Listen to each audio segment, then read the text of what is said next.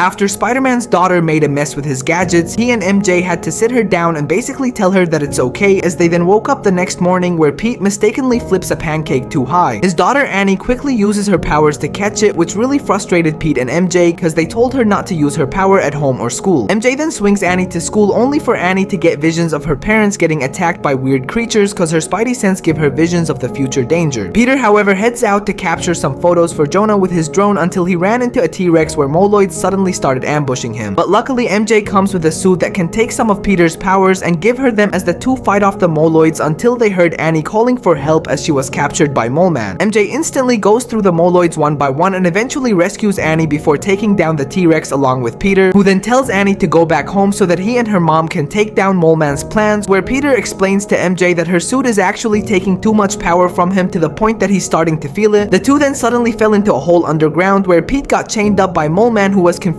who MJ is, making her reveal her superhero name to be Spinneret. But by the time that happened, Annie got more visions and thus decided to follow her parents, where on the way Normie Osborn sees her and is very interested. She eventually drops down to help her parents, who were frustrated, reminding her that she's grounded, to which she asked if being underground counts. The three then decided just to escape since they didn't want to endanger Annie, but on the way out they nearly let Annie fall into a lava pit, which makes them intensely argue as to whose fault that was. Annie found Moleman and tried to get their attention, but to no avail until they noticed her sneaking away alone, but she just tells them to hit him from the front while she hits him from behind, which actually made MJ and Peter quite proud of her, as they then take down Moleman and head out to see that Normie is up to something, but Annie thought he was kinda cute. They then officially welcomed Annie into the Spider family, giving her the name Spiderling despite her wanting other names like Spider-Girl.